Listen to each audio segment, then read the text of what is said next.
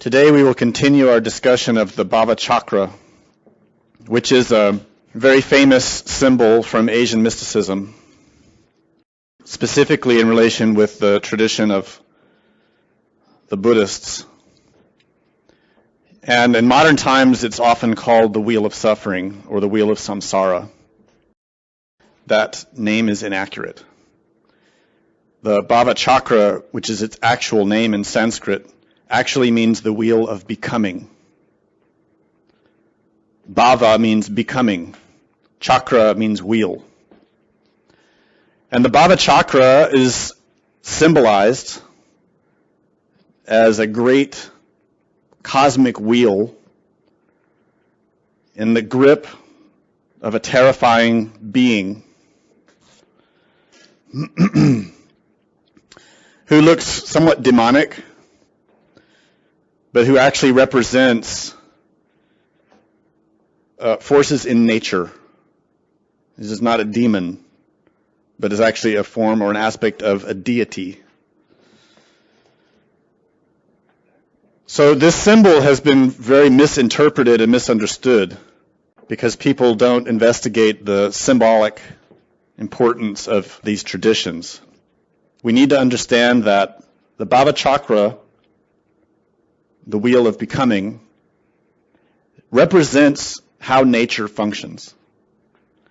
It does represent the kingdoms of nature outside of us. These 6 realms that make up the bulk of the wheel represent the realms of beings, from the hell realms to the heavens, and everything in between. All of that is depicted on this Bhavachakra. But the external meaning is only relevant in relationship with our own level of being.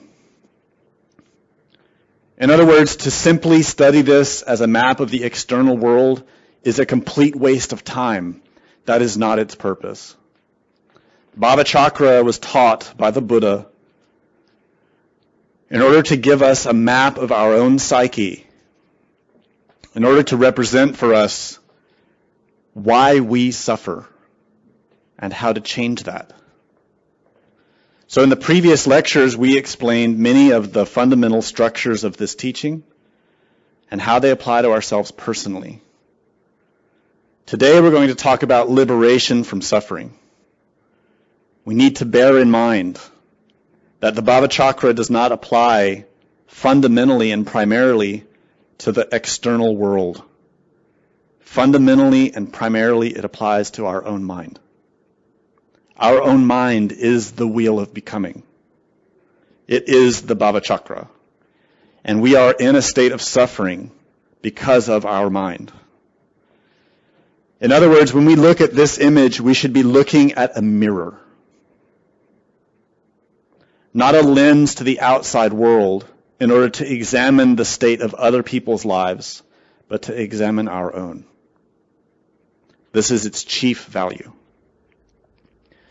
We explained in the previous lectures that the very core or center of this wheel, the axle, which allows this great wheel to turn, is rooted in 3 symbolic animals, a pig, a snake, and a rooster.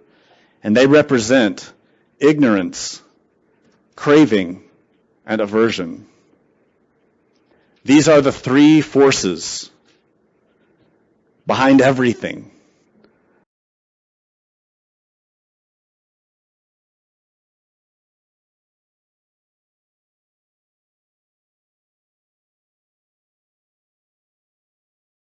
But unfortunately in us, the 3 forces have become inverted. Rather than creating light, creating harmony, creating love, they create destruction. They create suffering. The 3 forces from the universe that flow through us become refracted, twisted, and cause suffering. We are the generators of suffering, not God, not the divine. Our minds create suffering. And it's because of how the light refracts through our flawed lens, the lens of our mind. So that's what this core in the axle represents. The three forces at the base of all things that in us have become refracted, twisted, inverted. And surrounding that is another wheel, which shows energies or forces descending and energies or forces ascending. And that represents cause and effect. How those three forces create and how results emerge from that creation. And in us, we are constantly creating. In every moment, with every breath, we are producing something. With every impression that we transform, we are creating. With every reaction that occurs in our body, in our heart, and our mind, we are creating. Cause and effect is always happening. Even when it appears that nothing is happening, cause and effect is happening. Always. Again, this is inside of us. Forces descending and ascending. A cycle that's always happening in us because of those three forces in motion. And around that second wheel, we find those 6 realms, which symbolically represent the gods, the demigods, the humans, the hungry ghosts, the animals, and those trapped in the hell realms, or the demons. Those 6 realms reflect our psyche, levels of our own mind. All of us have levels of our mind in the deepest regions of hell. All of us have very demonic, very filthy elements in our psyches, without exception, because none of us are saints. None of us are angels. We all have the worst possible characteristics submerged in our mind. We may not be aware of it, they may not be active, but they are there. We also have elements in our mind like the hungry ghosts. Very ravenous psychological qualities that are never satisfied. Lustful, angry, proud, envious, jealous, gluttonous, etc. Very, very base level elements that simply want to consume, simply want to destroy, simply want to take. We have animalistic elements which operate at the level of animals. No reasoning, no real awareness, very instinctive. They just want to eat and sleep and have sex. They want to just get along from day to day. They want to procreate. They want to nest. We have those. We also have elements that are somewhat human-like. Elements that can behave with altruism, that can behave intelligently to some degree, that can create good things, even just on a terrestrial level. We also have elements in our mind related to the demigods, more pure elements. Love, the ability to sacrifice, the ability to help others. Elements in ourselves that can lead others and create benefit. And we also have elements in our psyche related to the realms of the gods. Very beautiful, very elevated portions of our consciousness that are not trapped by all the lower parts. But unfortunately in us, we rarely contact these aspects of our psyche because most of it is so trapped and buried. So these 6 realms are realms of potential experience through the course of our lives. Through the course of our lives, depending on our particular heritage, psychologically speaking, our own psychological inheritance. In other words, according to what we ourselves did before, we are experiencing now. And that experience now is constantly fluctuating and changing in relation to these 6 realms in our own psyche. if we've been decidedly bad, decidedly and clearly selfish and envious and angry, then the elements in our life will reflect that. And we may find that from day to day and from week to week, life's getting harder, more painful, more difficult, more confusing, darker. And that is how these three aspects of the Bhavachakra are in motion. Because of our ignorance, craving, and aversion, we're setting up a cycle of cause and effect, which is propelling us into a lower and lower level of living life from day to day. So there's a cycle that's put in motion.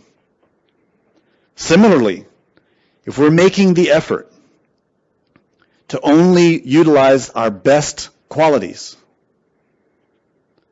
to try to overcome our selfishness, our jealousy, our anger, our pride, and to sincerely serve others, then we find that our life from day to day, from moment to moment, from week to week, is propelled in another direction.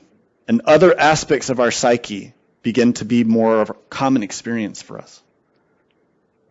So what I'm pointing out here are cycles, trajectories, how cause and effect propels us in our own wheel of becoming. And that's really the synthesis of the lectures we've given up till today. The reason we need to keep that in mind is because we need to know where the trajectory of our life is headed, and we need to know how to guide it. Everything rides on this. Absolutely everything. If we don't have cognizance of how our moment-to-moment transformations of energy in relation with the three forces are putting in motion cause and effect and impacting our experience of these six realms in our own psyche, then we don't know where we're going. We don't have any idea, which means we're not in control, which means our life is a chaos. We're just victims of circumstances, which actually is the state of the vast majority of beings on this planet. And that includes the gods. That includes the demigods and the so-called humans. As we explained previously, all the beings in all the realms simply want to fulfill their own desires, to fulfill their own longings. The gods want to remain as gods. The demigods want to be gods. The humans want to be demigods or gods. The animals just want to eat and survive another day. The hungry ghosts want to feed their insatiable desires. And the demons in hell, they want everybody else to suffer like them. All of us are in those levels in our own psychological environment. To escape this cycle is possible, but it requires an incredible revolution. Not outside, not against our families, our coworkers, our government, against our external religions. None of that means anything. The revolution that has to occur is against our own mind, our own way of doing things, our own way of thinking, of seeing, of feeling, of acting. Our consciousness has to revolt against ourselves. This is the revolution. It's inside. It is invisible to everyone else. It is something only we ourselves can see, engage in, act upon, and bring about. No one can help us. It has to be done by oneself. That revolution is to take the power of this wheel of becoming and turn it upon itself. It is a heroic act. And that is why in the great traditions, the Mahayana and Tantrayana traditions, those who accomplish it are called heroes. In Sanskrit, Virya, Vira. Another word for it is bodhisattva. The word for bodhisattva in Tibetan, translated literally, means hero.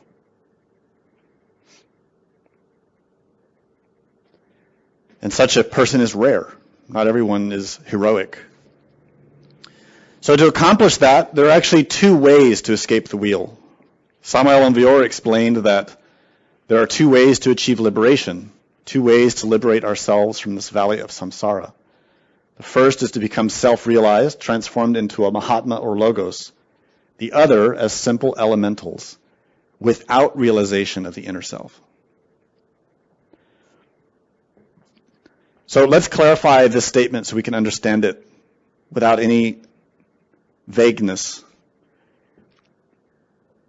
To get off of the wheel is possible. But it is not possible so long as anything binds us to it.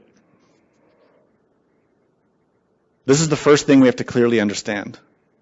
We are enslaved by the wheel because we ourselves have produced that slavery. Our mind is the wheel. It is what binds us. It is our mind. It is our pride, our envy, our arrogance, our anger, our fear, our gluttony, greed, etc., etc., etc.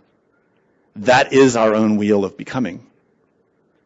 And we are becoming right now. What we are now is what we have become. This is what we don't understand. The centuries and centuries and centuries that we have been migrating from body to body has been a cycle of the wheel of becoming, our own wheel of becoming. And this is what we have become, what we have right now. This is proof of how much we know about the wheel of becoming. This is proof of our ignorance. Anyone who self-proclaims themselves to be a so-called master or spiritually illuminated is a complete fool when they comprehend that what you are right now is a representation of your centuries and thousands of years of living and dying. Was all of that worth it? To be what we are right now? To be trapped in suffering? In a body that's weak and impermanent and that will die? To be persecuted? To be sick? To be constantly afflicted with uncertainty and doubt?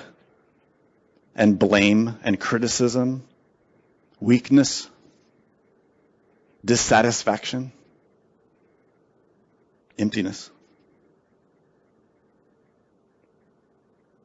We need to be clear about that with ourselves in order to change it. We aren't anyone, we aren't anything, we have nothing. To accomplish something is what's being outlined in this quote from Samael Aun Weor. There are two ways off the wheel. There are two ways to become something.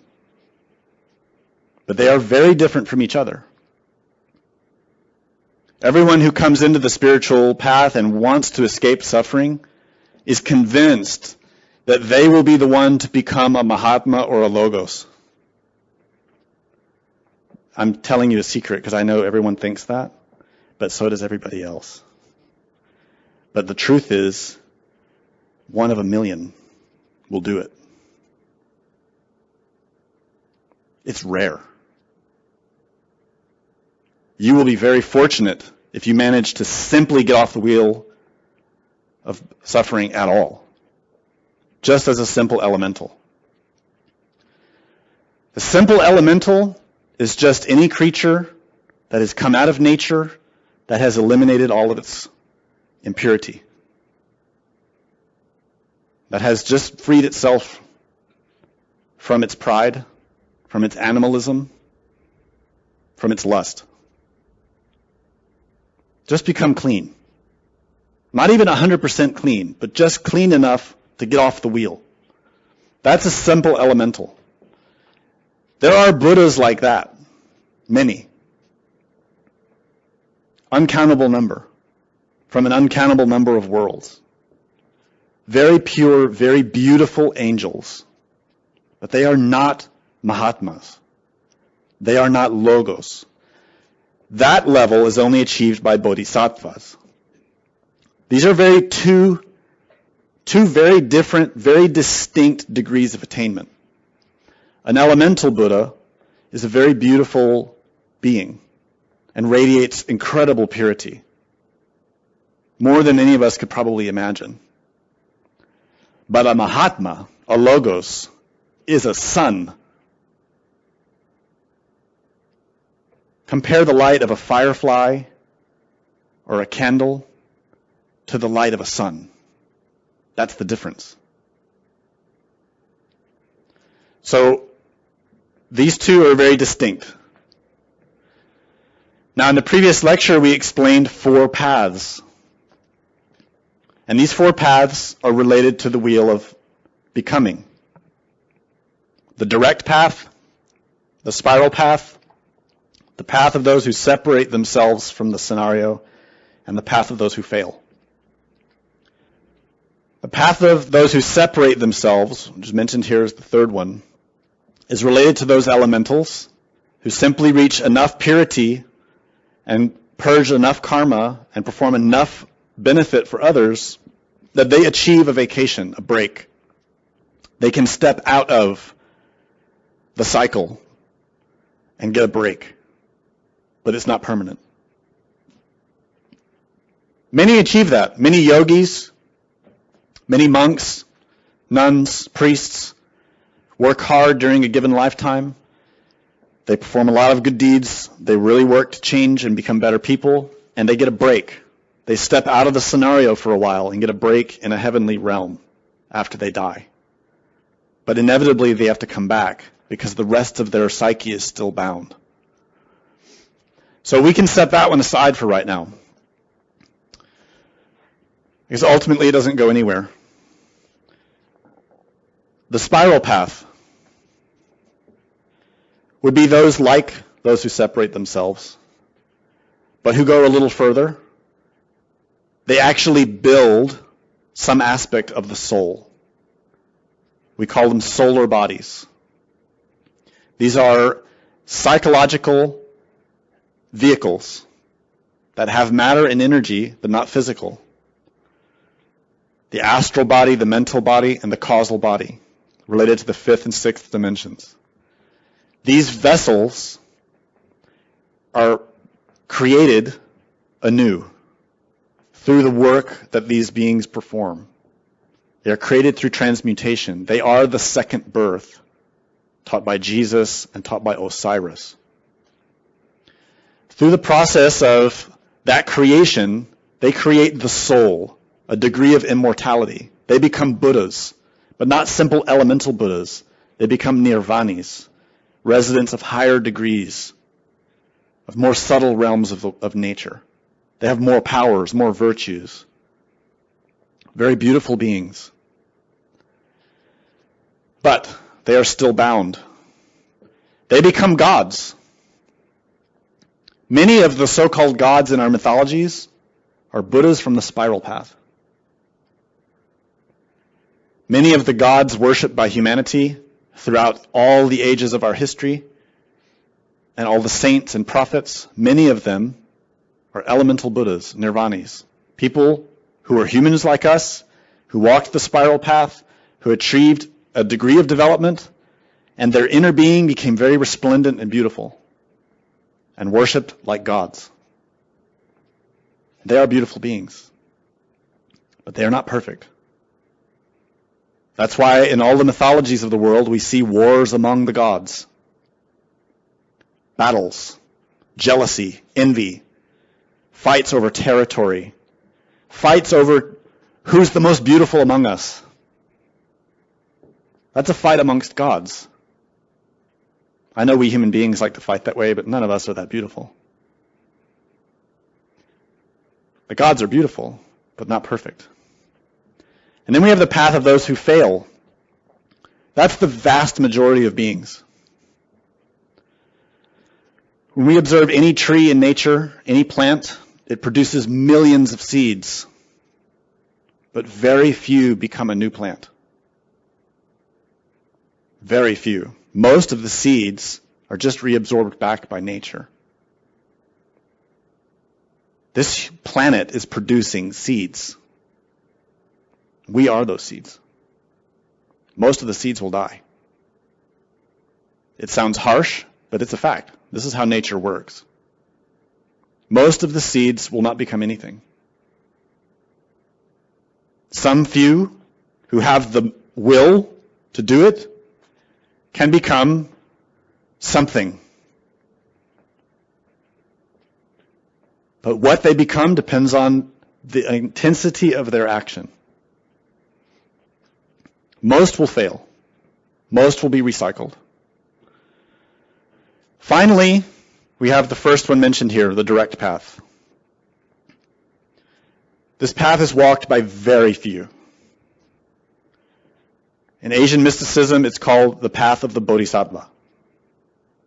It's called the direct path because it goes straight through all things without wavering, straight to the point, without hesitating. It is, you could say, extreme. That's why it's called direct. It does not waver. It does not vacillate. It does not go from side to side. It does not take its time. The other paths do. On any of the other paths, those who walk them take their time. They want to be comfortable. They want to do a little spiritual work, but also fulfill their desires along the way. And that's why they fail. Those who take the direct path renounce everything.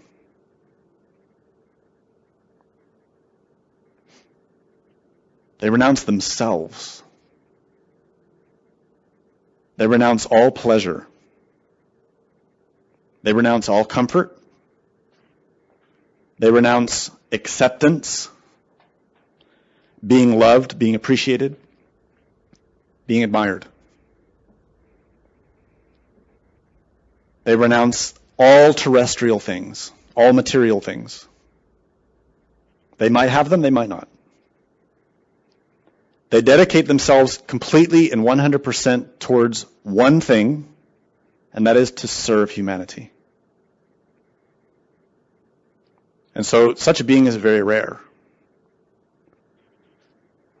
Bodhisattvas are those like Jesus, Moses, Buddha, Padmasambhava, Milarepa, Joan of Arc, Krishna. Great, great beings that are very hard for us to understand because they're so high. Very hard for the other beings to grasp and comprehend them. And that's why oftentimes we kill them, we persecute them, we crucify them, we torture them, we hate them. So on the Tree of Life here we see all the worlds represented in a symbolic way. We're all down here in Malkut in our physical body. Below us, symbolically speaking, are the hell realms, which is where our mind is.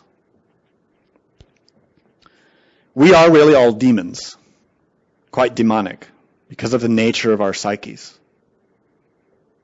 Our psyches are constituted by pride, animal instinct, lust. So that aspect resides at the lowest levels of nature. Very dense, very complicated, with a lot of suffering because of karma, cause and effect.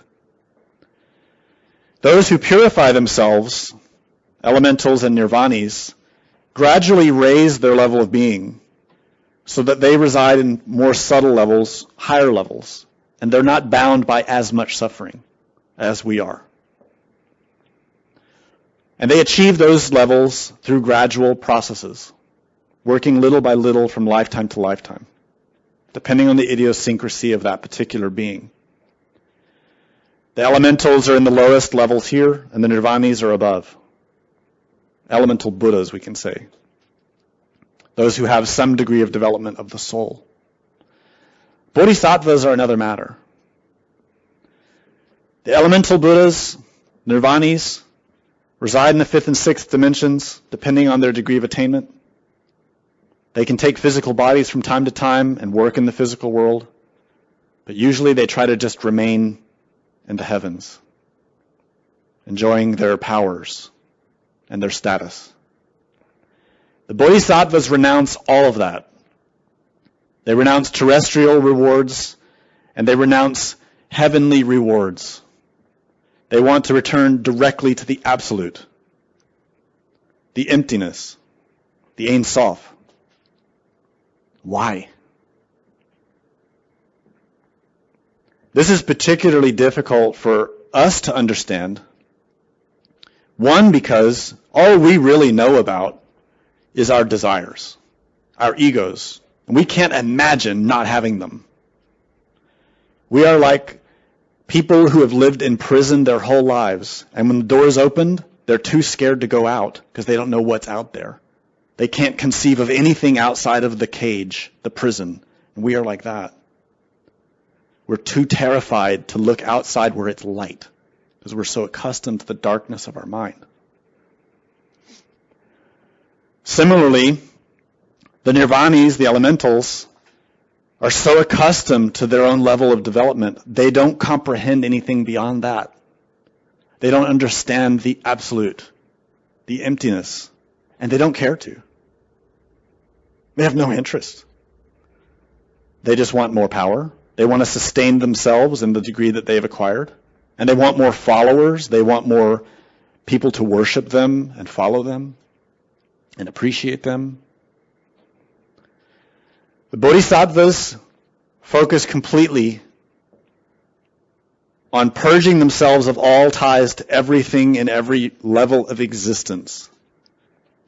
Purging themselves of everything to become nothing. To become the emptiness itself. It's stated in mysticism that God searches the nothingness in order to fill it. This is what the Bodhisattva seeks. To become nothing.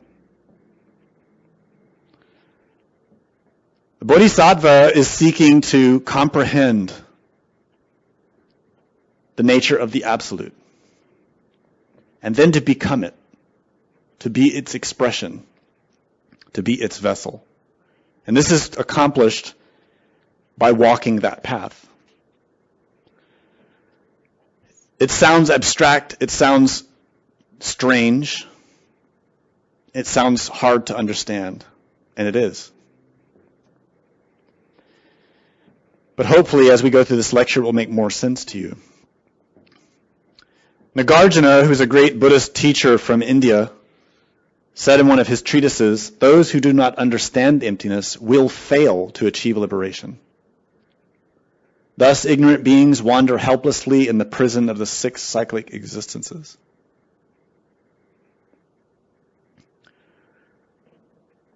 This statement is quite profound and is hard to fully grasp its meaning. Because to understand it, you need to understand what liberation means, and you need to understand what emptiness means. We wrongly associate this word emptiness with a lack of anything. We think it means a voidness of existence. Something that has nothing, that is nothing. But that's not really what's implied by the word emptiness. Emptiness is a technical word. When you read a Buddhist scripture or a spiritual scripture, emptiness does not mean a lack. And that's how our ego hears it. Our ego wants more. So we hear this concept, the emptiness, we think, oh, I don't want that. I want more. I want more bliss, more pleasure. And that's what we want really with our spirituality. If you're really sincere with yourself, you'll see it. Really what we want is more pleasure. That means we don't understand karma. We don't understand cause and effect and how nature functions. We don't grasp that the more you indulge in pleasure, the more you spin the wheel towards pain. We don't grasp that. We need to learn that. Emptiness is that which is behind both pain and pleasure. Emptiness refers to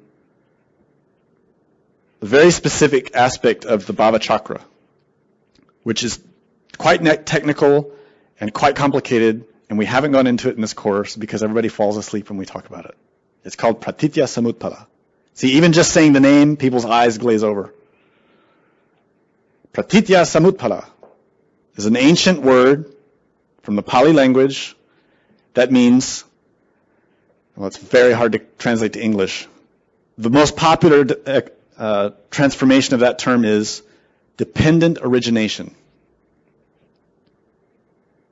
Another way to say it is interdependence.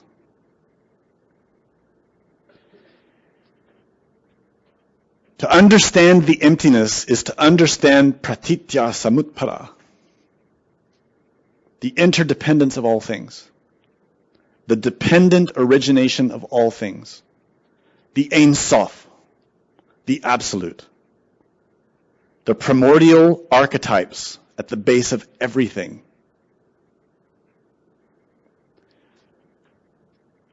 What this statement from Nagarjuna is pointing out is that because we don't understand reality, which is the absolute, we continually recycle through nature.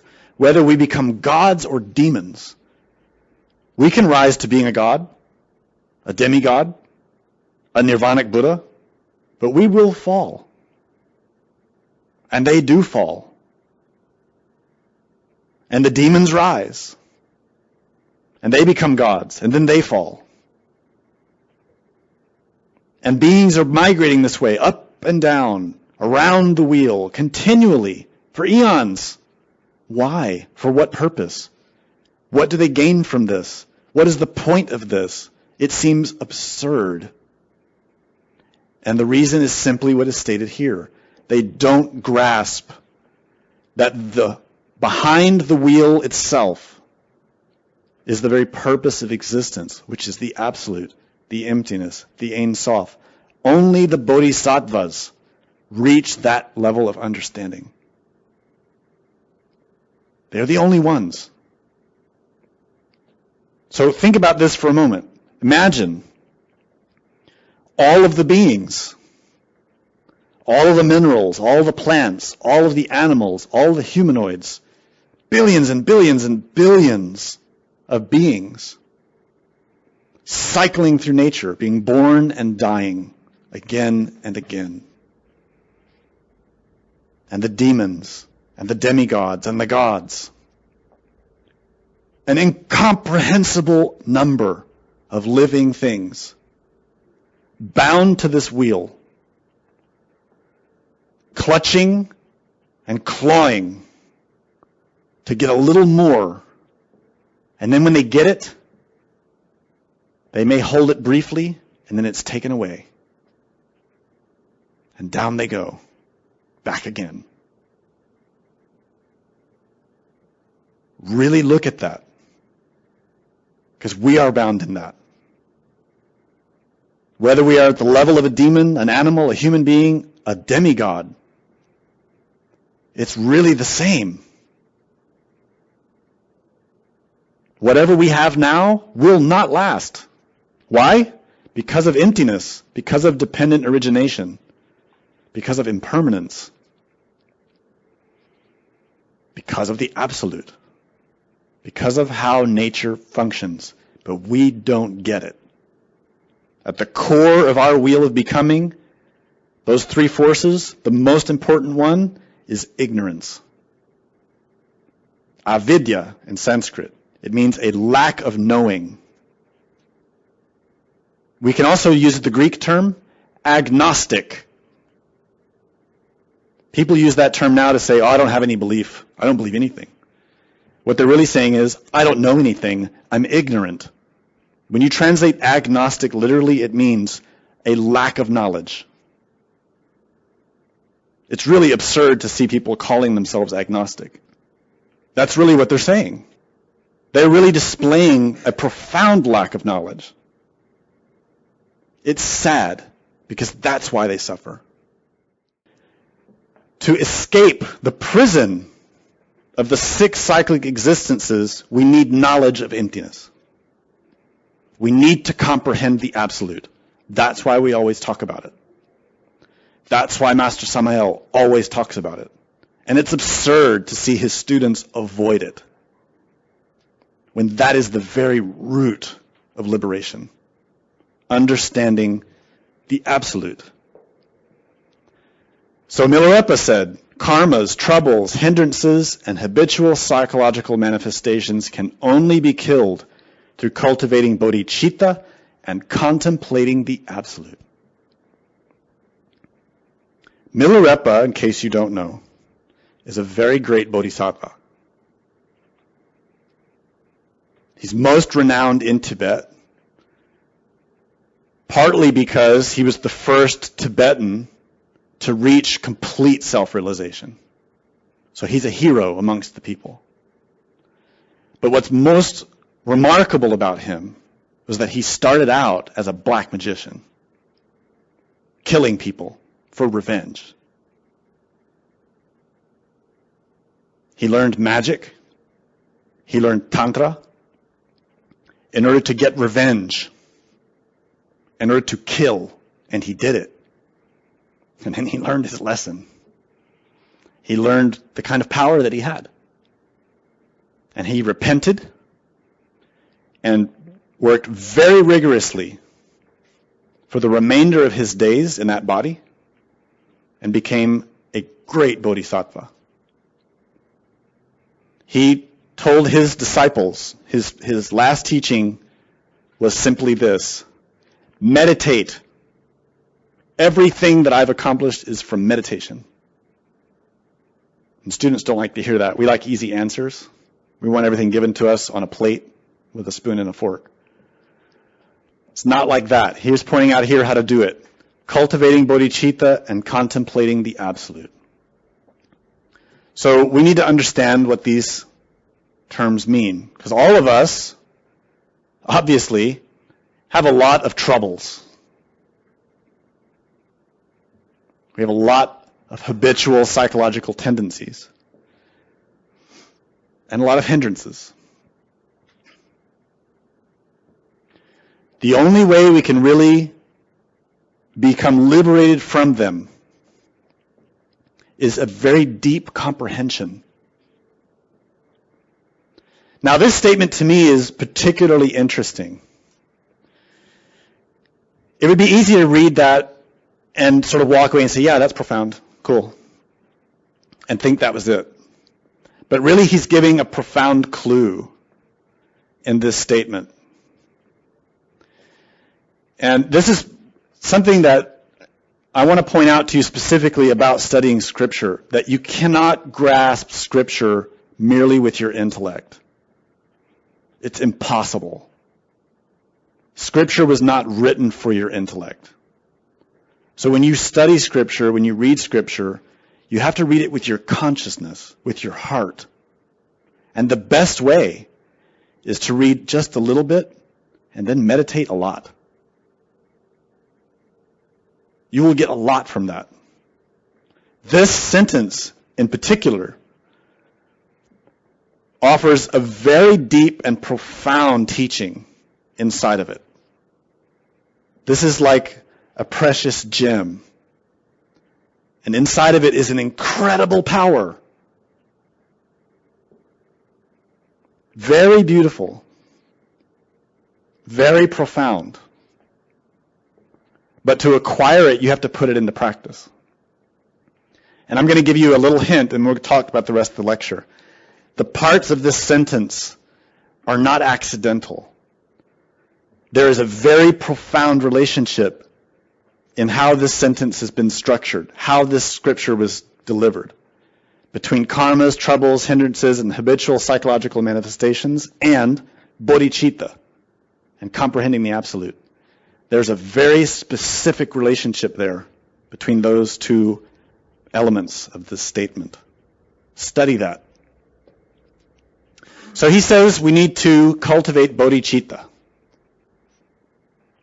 Let's understand what that means. Bodhicitta, of course, is a Sanskrit word. We've talked about it a lot. If you've studied Buddhism, you've heard it a lot. Loosely translated, it means awakening mind, heart. Bodhi means wisdom, but it doesn't mean wisdom like clever sayings or, the smart advice you might get from your grandmother.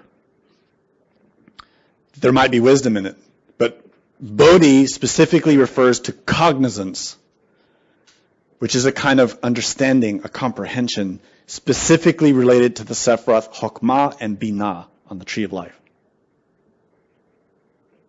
In another term in Sanskrit, we can call this prajna.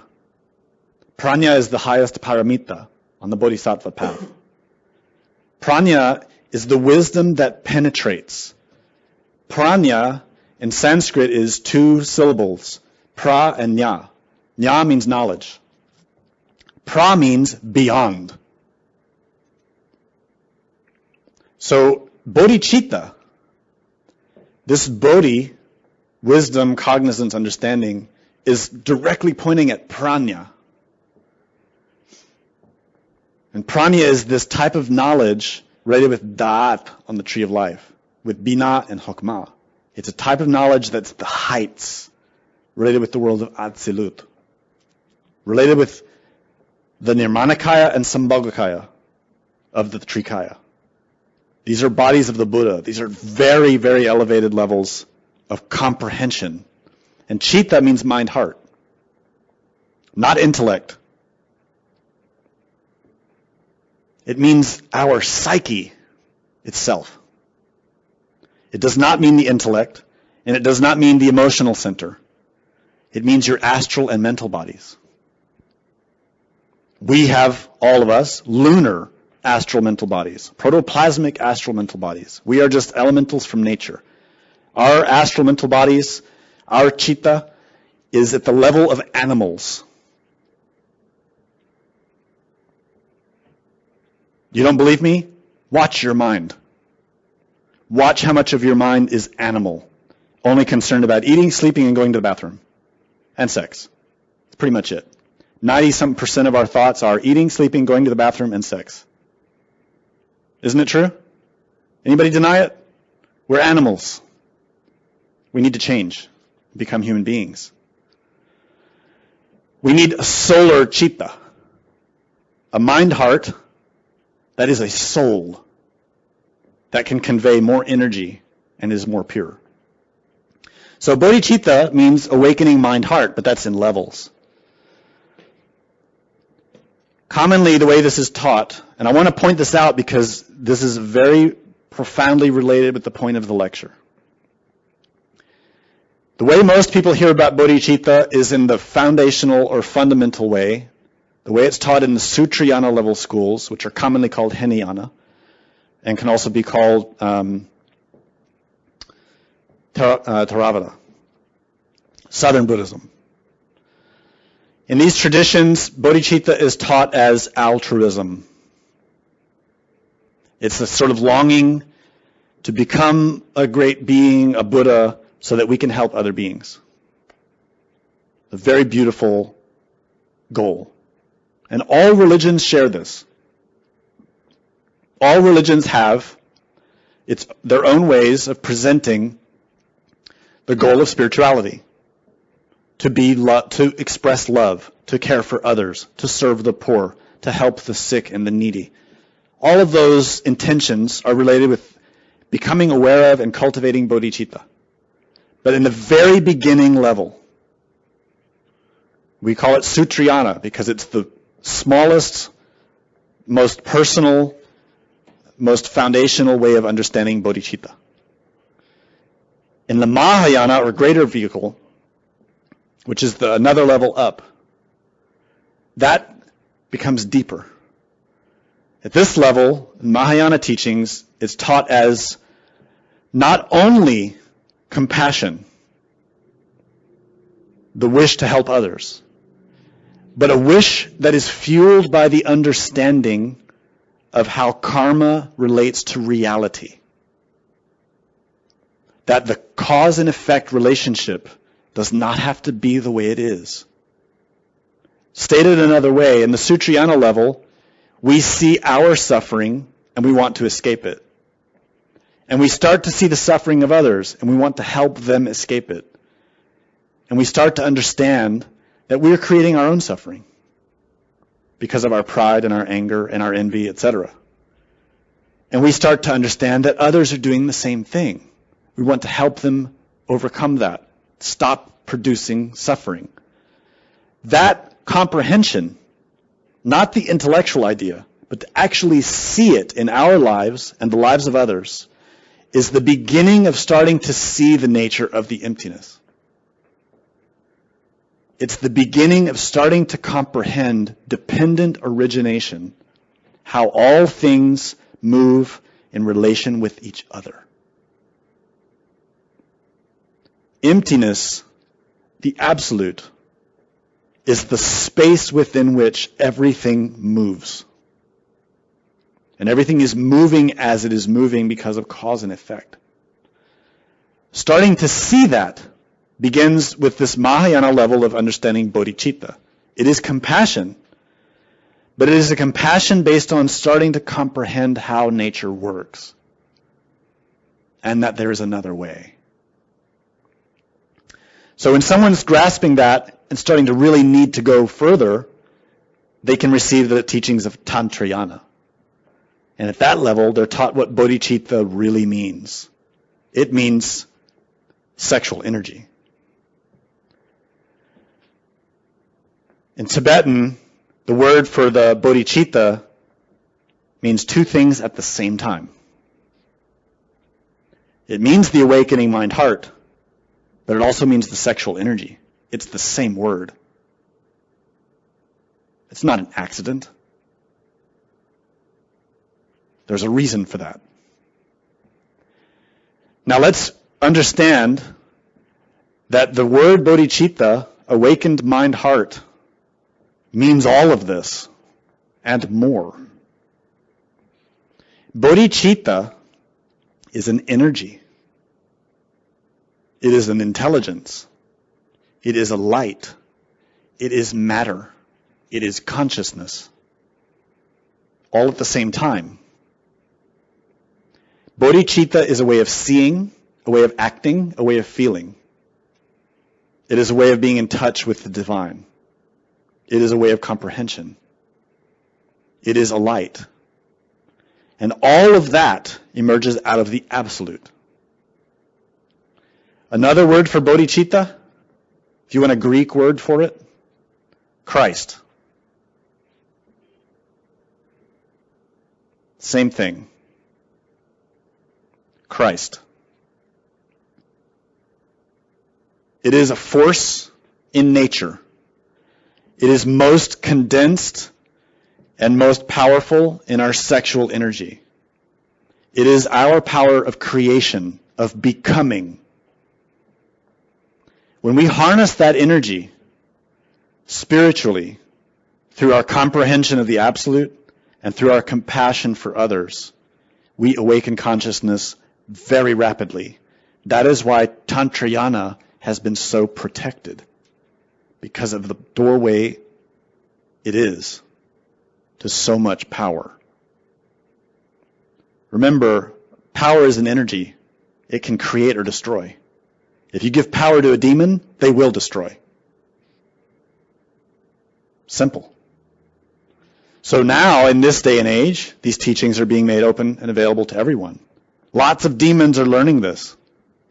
Lots of demons in the world are now learning to conserve their sexual energy and harness those forces, but they aren't changing. They aren't eliminating their pride and their anger and their envy. they continue to nurse and protect and grasp onto the same fundamental habitual tendencies they've always had, which means they're now making them much stronger, much more powerful, and they're awakening consciousness as demons.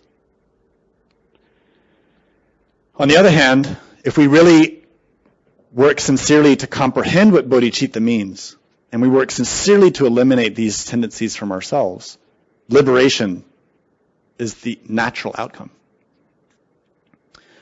So, about this, Samael Aun stated that the bodhicitta is the awakened and developed superlative consciousness of the being. The bodhicitta emerges in the aspirant who sacrifices himself for his fellow men long before the mercurial bodies have been created. It is necessary for the bodhicitta, which means the auric embryo, the awakened consciousness, to fall into the illuminated void, the absolute. This statement from Samael Aun is very deep, and I don't expect everyone here to grasp all of it in the brief time that we're studying it here, but let me point out something very important about it. Firstly, the bodhicitta is the awakened and developed superlative consciousness of the being, of the innermost. Secondly, bodhicitta emerges long before the mercurial bodies have been created. This is extremely significant. Creating the solar body, the solar astral body, the solar mental body, and the solar causal body are important. We've talked about this many times. It's in all the books, it's in all the lectures. The creation of those bodies is what allows us to raise our level of being, to start to become free of the laws that bind us in this level, and give us the ability to transmit more light. But it has nothing to do, ultimately, with liberation. Sounds strange, doesn't it? Solar bodies have nothing to do with liberation? What am I talking about? There are many, many beings in this universe with solar bodies. So what? They are still bound to the wheel. They still have the ego.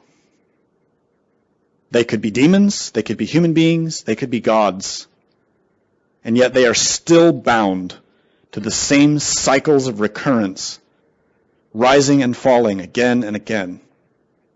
Even having solar bodies, what good is it doing them? So many schools nowadays focus intensely on the solar bodies, and quite foolishly, because the solar bodies do not liberate us from suffering. Comprehension does. Elimination of the ego does. Understanding the absolute does. Samael states clearly here, the bodhicitta emerges long before the mercurial bodies have been created. And how does it emerge? Through sacrifice for others. Altruism, compassion, generosity, sacrifice. It's through sacrificing ourselves, through that pain of renouncing our pleasures, renouncing our comforts, and seeking only to serve divinity and humanity, that the bodhicitta begins to emerge in us. And what is that?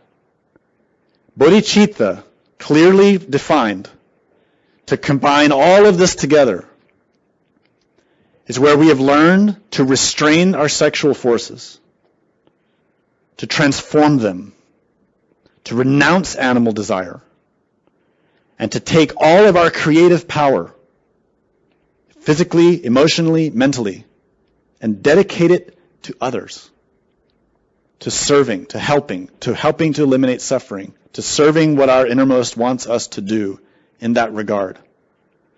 And in that creative power does create. It creates the bodhicitta. It creates a new mind, a new way of seeing, a new way of being, a new way of acting, a new way of understanding. This is what creates the auric embryo. This is not a theory. This is not something vague. It is something that exists. The auric embryo is light. Auric means light.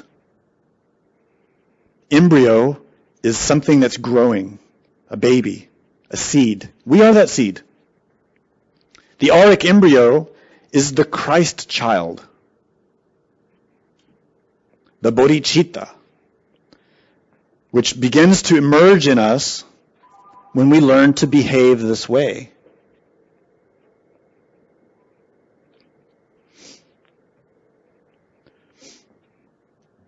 This auric embryo begins in the vital body. Yasod, which is Hebrew for the foundation. This is the foundation of our temple. It is the stone upon which the entire structure needs to be based. Now, if we walk one of these other paths, let's say we want to be a nirvani, we want to create the solar bodies, we can raise the kundalini in the physical and vital bodies. And that will be great. And we will have light in those bodies. And we can go on to create the astral body and the mental body and the causal body. And we can become a Buddha. And that's great. It's a beautiful path. Truly. Those are beautiful beings. But we're not talking about that path right now. The nirvanis do not have bodhicitta. A few might have a little bit. But to really have bodhicitta is something that only a bodhisattva has. Bodhicitta is a different kind of mind, a different kind of light. That auric embryo, which emerges in the vital body, is how the Christ, bodhicitta, is setting the stage for his eventual emergence in the soul, to completely liberate that soul from the wheel and to incarnate in that soul as a Christ. The bodhicitta is the beginning of that. The bodhicitta is the middle of that. The bodhicitta is the fulfillment of that. So there are levels and levels and levels of bodhicitta. Jesus has incredible bodhicitta. Stunning, astonishing, unbelievable bodhicitta. His power of sacrifice and his radiant light are incomprehensible even to the gods. Even the gods who live in these high realms can scarcely look at Yeshua because of the radiance of his light. Bodhicitta. That's how serious this is. So in us, through sacrificing ourselves, through comprehending the absolute, we start to develop that. And it's based in the transmutation of sexual energy. You cannot escape that. You cannot develop bodhicitta if you are expelling your sexual energy. It is impossible. The Christ is the sexual force itself. That is the creative power of God. And that's why Buddhists who follow one of those tantric paths in Buddhism take vows to restrain that energy and transform it.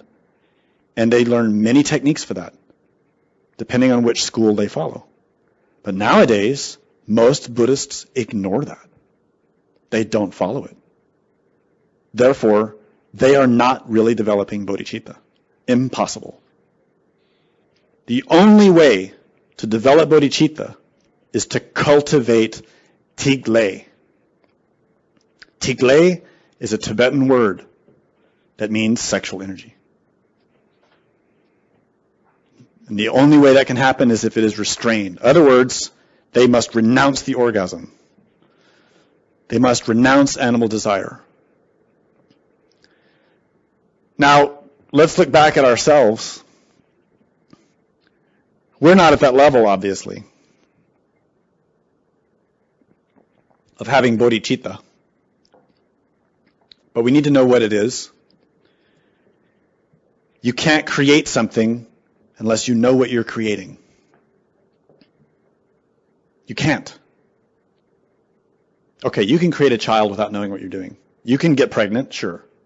But you can't create a soul. You can't create a Buddha or a master. You cannot create bodhicitta unless you know what you're doing. So we need to look seriously at ourselves. The seventh Dalai Lama said that samsara is one's continuum of rebirth into the contaminated aggregates. And I've pointed this out, I think, in all the lectures of this series because it's so important. We forget this all the time. We are in samsara. Samsara means circling.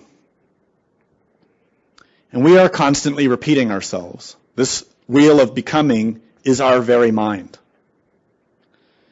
And we are trapped in that because of our misperception. So this rebirth into the contaminated aggregates refers to what we have now, what we are now. Classically, in Buddhism, it is said there are 5 aggregates. They are called skandhas. Aggregate means a collection, a heap. It's a amalgamation of different components. And the example that we always give is concrete. To make concrete, to pour our sidewalks and streets, you mix together different things to create that. It is an aggregate. We are that, with differing levels. Our physical body is an aggregate of many things. It's called rupa. It is the body itself. That body has the ability to perceive sensations, that is Vedana. And it perceives sensations through perception, through cognition, which is samnya. And we are able to recognize what we perceive because of mental formations, which is samskara. And we're able to discern those differences because of vijnana. We've given lectures about the skandhas already, the aggregates. I'm pointing this out to remind you, and also to point out that none of these are yourself. None of them. We are not the body. We are not sensations. We are not perceptions. We are not mental formations. Neither are we the discernment of them. But we always forget this, and we think we are. That's why we suffer. We are continually repeating ourselves in samsara, cycling, repeating, circling, repeating, again and again, because we're very hypnotized by the skandhas. And our skandhas are contaminated with attachment, hostility, malice, ignorance, craving, aversion, pride, etc., etc., etc. All of those things. And these 5 are symbolized on the Bhavachakra by these 5 skulls at the top. What those 5 skulls point out is that what is grasping the wheel, that demonic character, that demonic figure, his crown, what enthrones him to have that power, is these 5 aggregates, the skandhas. We give that power because we don't dominate consciously our own skandhas. We are not cognizant, aware, awake. We are very mechanical. We don't really perceive and observe any form or matter, any sensation, any perception, any mental formation.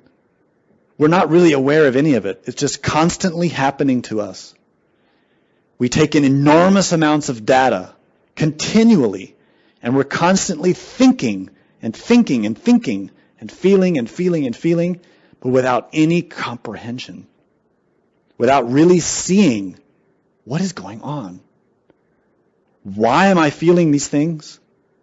Why am I seeing them? How? How does it happen? And then what happens after? What is the cause and effect relationships between matter, sensation, perception, mental formations, and discernment? How does it all work? We have no idea. That's why we're circling, repeating, because of ignorance. When you seriously begin to observe yourself, you start to realize that everything you are thinking today, feeling today, is the same as yesterday. And the day before that. With only slight changes, slight modifications. We're always repeating the same habits, physically, emotionally, mentally. So you see that wheel spinning in yourself, cycling again and again and again. That's why Padmasambhava said that samsara, or circling, is to spin from one place to another, and nirvana is to have cut through it. So we are the wheel. And that repetition is processing through our three brains, through our intellect, through our hearts, through our bodies, especially through our sexual organs, which is the root of all of our energy.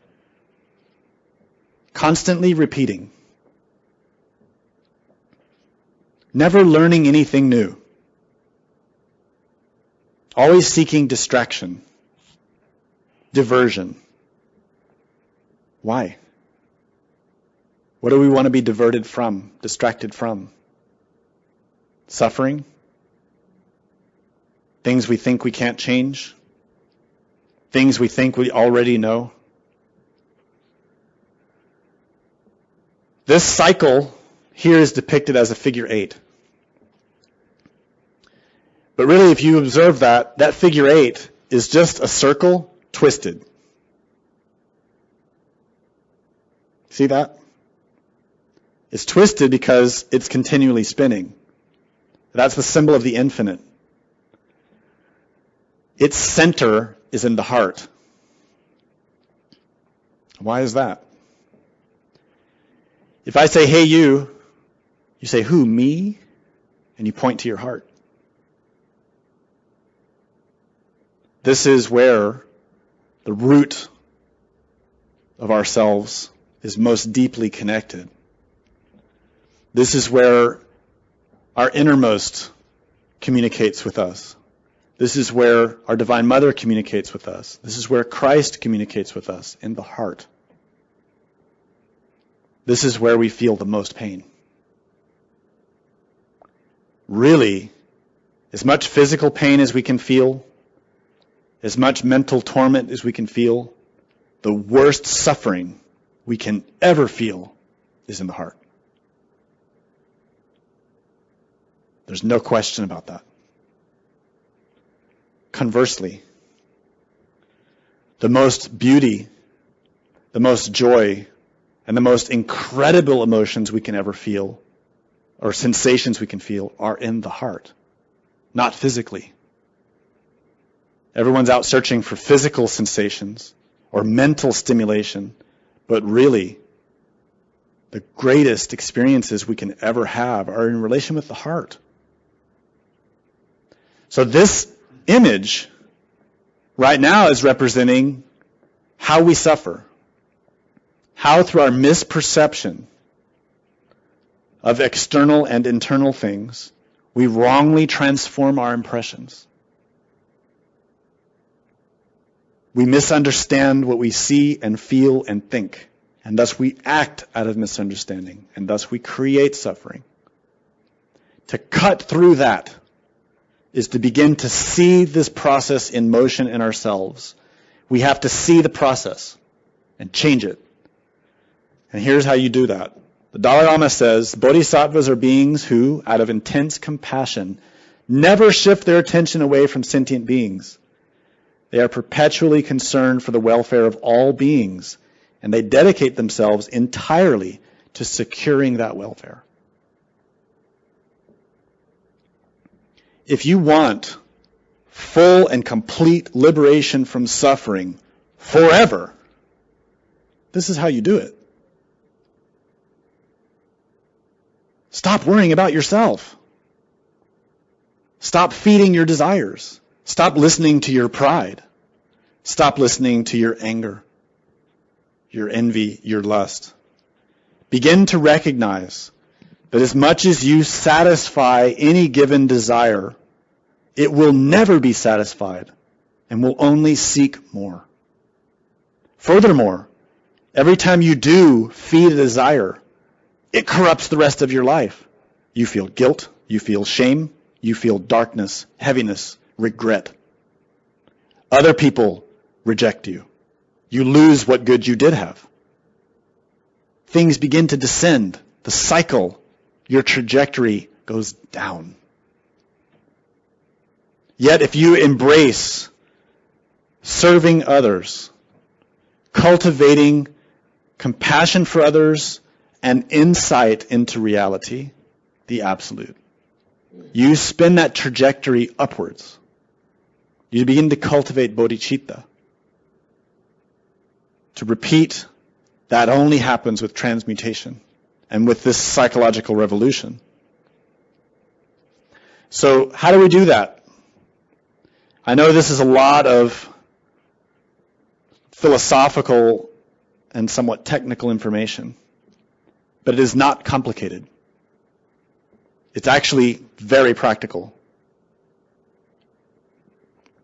It isn't hard to do in terms of the steps. What makes it hard is to change. Really changing is not easy. That's hard. So we begin here and now with who we are.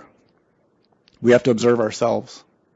We have to look at our three brains, constantly watching and understanding how they work with each other, with external things, and with internal things.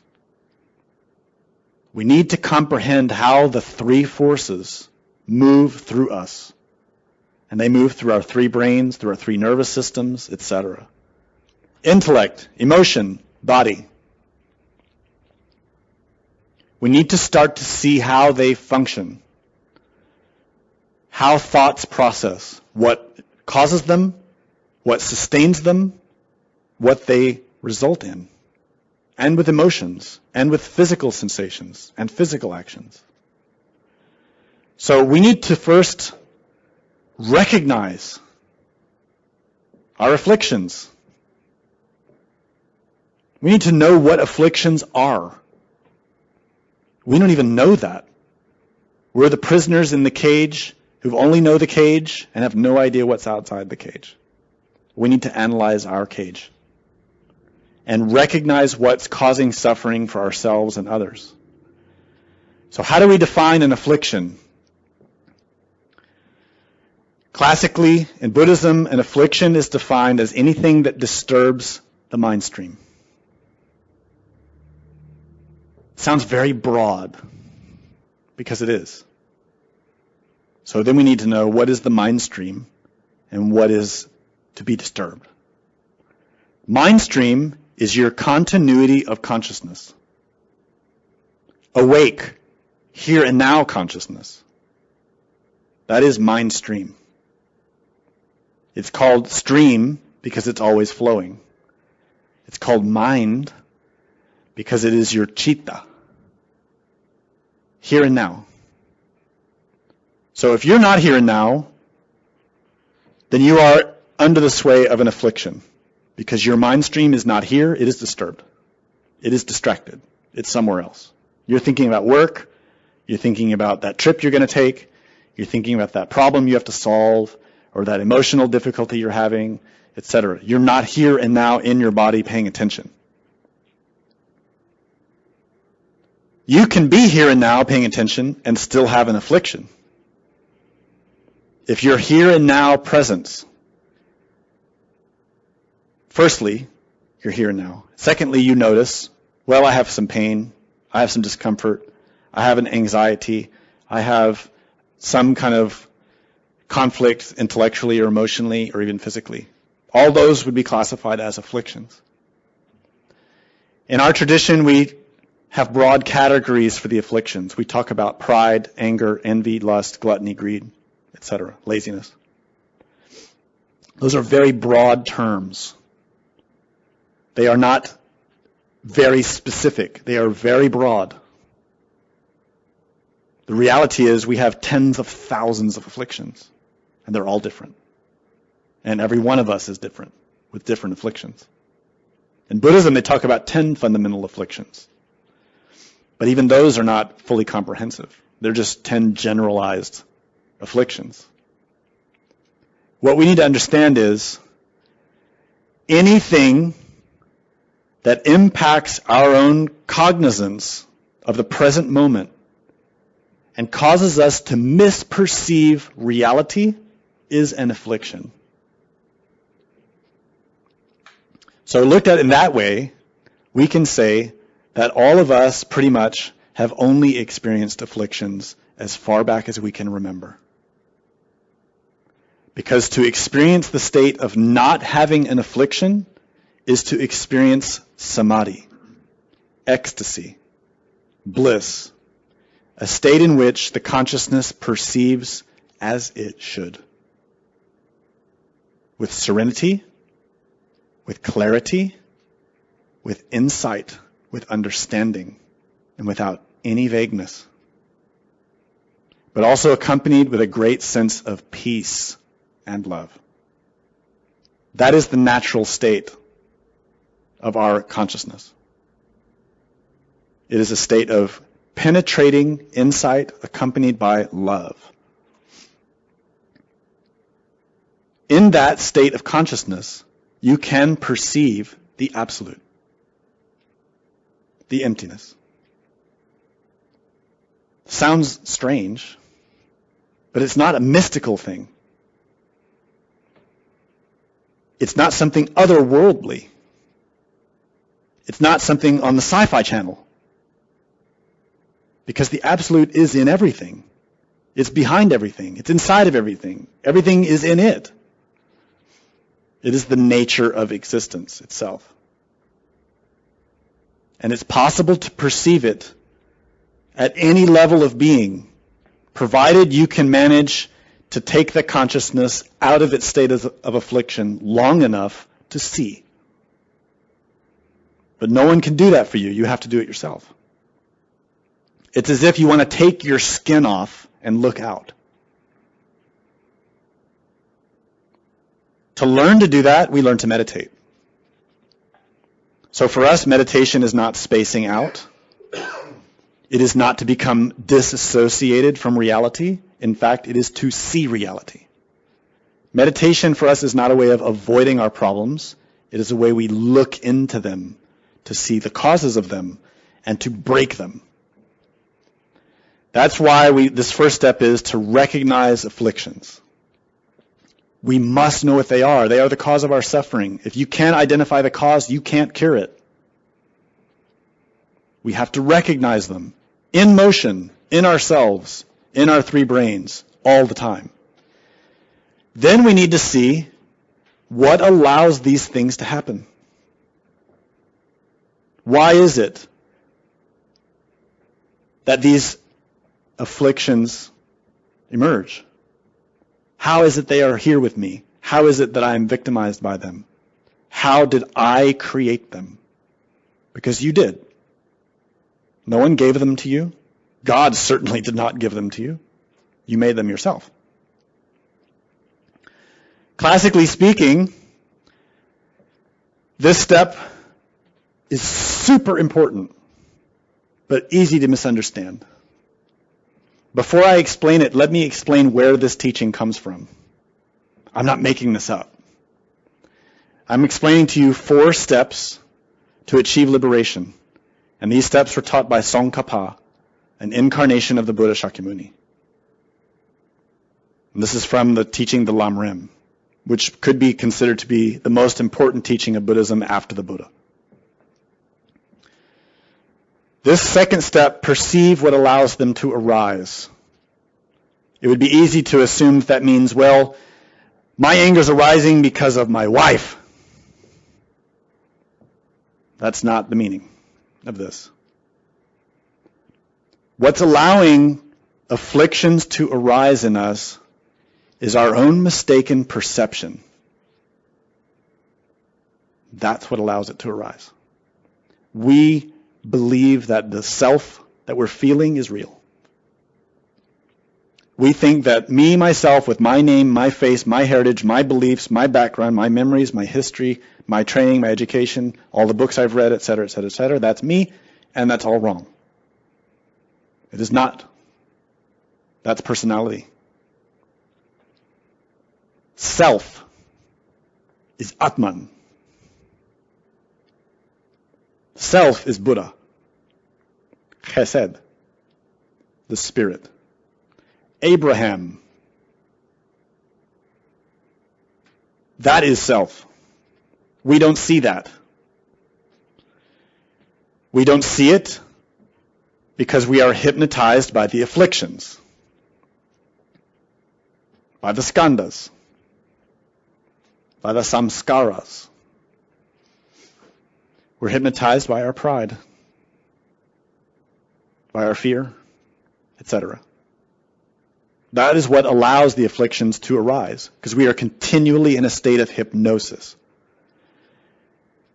Hypnos is the Greek god of sleep.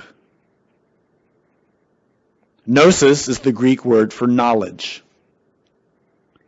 Hypnosis is a lack of knowledge because one is asleep. We are all in a state of hypnosis. We are not awake. We see the physical world and we think that's everything. And we see money and we see sex and power as everything. We're wrong. That's why we suffer. We need to see in ourselves how our misperception allows the afflictions to arise in us. And when they arise, we get hypnotized back over again. Somebody says something irritated, we get annoyed, we get irritated and aggravated, and it stays with us, and we nurse it, and we feed it. And we think, they're wrong, they shouldn't have said that, and we just keep the cycle repeating again and again. We build resentment. That's why we suffer. You see, it's not complicated. We just need to look at ourselves, and we need to change how we see. We need to see how they arise.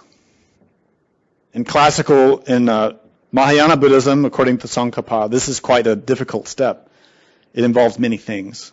He specified 6 particular aspects of how they arise. It includes the basis of our psyche, how our psyche is positioned. For example, we're asleep. We know that from step 2. We are mistakenly perceiving ourselves and mistakenly perceiving others. We believe that the sense of self that we feel is real and valid, and thus what the other person did hurt us, and they are real and valid, and the words they said are real and valid, so our anger is real and valid, and it's all wrong. It's only valid because we believe it. That's the only reason. Because we believe it. We don't see that we are what allows them to arise. Because we believe it. Hypnotized by anger, by pride. So perceiving how they arise is to get into the details, to look into the specifics in ourselves, in our mind, and in our environment also. We wouldn't have felt that anger if that person hadn't criticized us. Now, spontaneously, we will hate them. But through learning bodhicitta, we will love them. We will cherish them. And that is a sign that bodhicitta is emerging. That is a clear and definite sign that you are beginning to cultivate bodhicitta when you feel love for the ones who hurt you. This is a mark of success. But don't feel proud, because then you'll go back down. Just recognize that and look for that. Don't force it. Don't make it happen. It will happen spontaneously when bodhicitta is real. When someone says something hurtful, you feel the pain because the pride is hurt. But you transform the impression. Then you feel love for that person who said that. They really helped you. They showed you your anger. They showed you your pride. This simple thing doesn't take effort. It only takes awareness. It only takes cognizance. This is what in Tibetan is called lojong, mind training. Finally, to really seal it, we need to perceive the faults of the afflictions. We need to really see, to comprehend, to meditate on our afflictions. Because right now, we don't see their faults at all.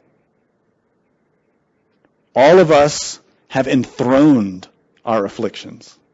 We have put them in charge. And then we wonder why we suffer. We're suffering because we put our own afflictions in charge of our lives. We put our anger in charge, and our lust, and our pride, and our envy. Mainly those. We need to meditate on their faults. Like this. Analyze pride. You feel anger? Why? Because your pride is hurt. Where will pride take you? Cause and effect. Nature. Nature functions in very specific ways. When you analyze pride, you can look to see, okay, if I continue to feed my pride, where's it going to take me? Let's say I have another 10 years to live. If I continue to feed my pride and build up my pride, what's it going to give me? Okay, yeah, it might get me some more money. It might get me respect. Then I'm going to die. And then what? Then I'm going to have this prideful baggage that's going to want more food in the next life. What about anger? Well, if I keep feeling this anger, what does anger do? Anger isolates. The only thing anger can do is destroy. Anger cannot create anything. It cannot create peace. It cannot create understanding. It cannot create harmony. It can only create conflict, war, discord, separation. And yet we have enormous anger. Why? We all want peace? Do we all want connectedness? Do we want to feel love? Do we want to love? Anger is the obstacle. Not the anger of others, our own. So we need to meditate on these faults. Not just at the end of the day when we've seen our egos and we say, oh, we get home at night, we're going to meditate. And we say, yeah, I had some lust, I saw some pride, so I'm going to meditate on that. Okay, I saw lust, I see lust. And then we keep saying, yeah, I have lust, I have lust. This goes nowhere. It goes nowhere. What we need to do is to analyze it, to imagine, okay, I see this lust. What does it create? What can it create? What can it give? Because we all know what the lust wants. And we all have had the experience of what the lust provides. It gives certain sensations, certain experiences. But then what comes after that? Everything is connected. Everything is interdependent. Remember, the ones who comprehend the emptiness, pratitya samutpada, are the ones who can achieve liberation. So we cannot look at lust in isolation. In our mind saying, okay, I see I have lust, I see I have lust. This goes nowhere. We need to see how the lust creates and what it creates. Okay, so you have the lust and you indulged in that. What did it create? Did it really make you feel good or did it make you feel bad?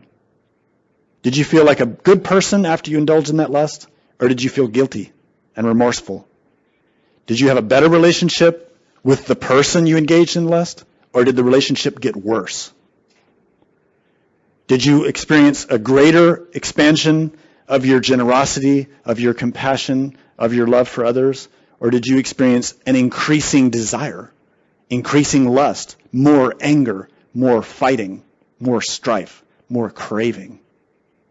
Analyze. Look at all those cycles that I pointed out at the very beginning. How do these behaviors affect the trajectory of your moment-to-moment experience? Where are they going? Will pride take you to liberation?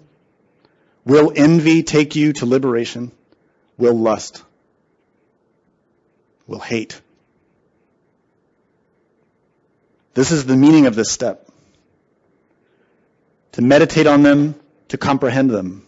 And that's what we have this graphic for. I'm not going to spend time on this because we've already talked about it.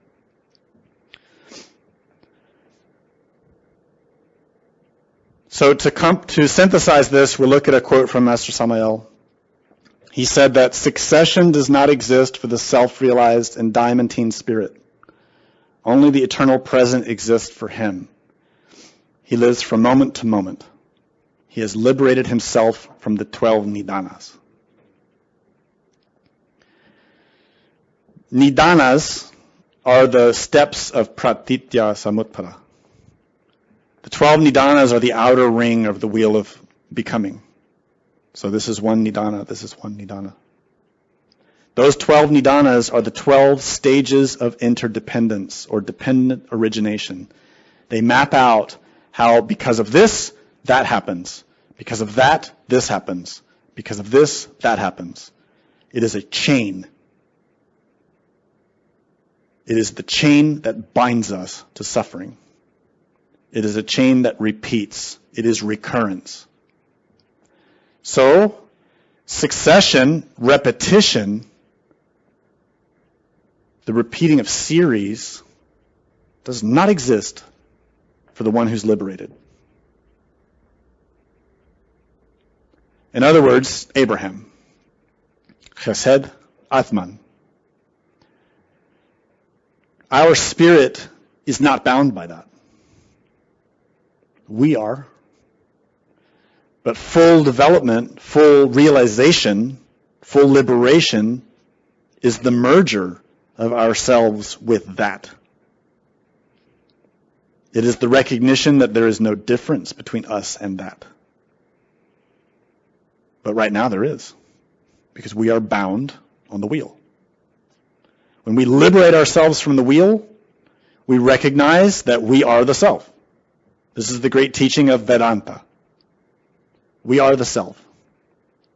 Fundamentally in our root, it's true. But the practical reality is right now, we are not that. Because of our ignorance. Because we are trapped in suffering. For our being, only the eternal present exists. He is in moment for moment. And when we reach liberation, he will have liberated himself from the 12 nidanas. Who accomplishes that? Who accomplishes liberating the being from the 12 nidanas? Only a bodhisattva. No demon, no elemental, no nirvani, no one on the spiral path accomplishes this. So this is why we see on any graphic or painting of the Bhavachakra, all the way up in the corner, we see a little path, a rainbow bridge, a bridge made out of light, and there's just a couple of beings walking on it. In comparison with all of the beings that are trapped on the wheel. So those few beings that walk that path are walking the bodhisattva path. And they are walking that path up to the top. And what we see at the top is the Trinity. Keter Hokma Bina, Dharmakaya, Sambhogakaya, Nirmanakaya. That is the third mountain. The mountain of ascension. And that's a mountain only reached by the bodhisattvas. And then when they reach that level, they reach full and complete development. They become this, a liberated being, a resurrected master. a full and complete bodhisattva, a logos, a mahatma. And then what do? They don't stay up in heaven. They don't forget the world. They descend back to help others. And that's why when you look at the Bhavachakra, you always see a Buddha, a bodhisattva, in these realms, even in hell, trying to help those beings to understand the path. Gratefully, because without them, none of us would have this knowledge.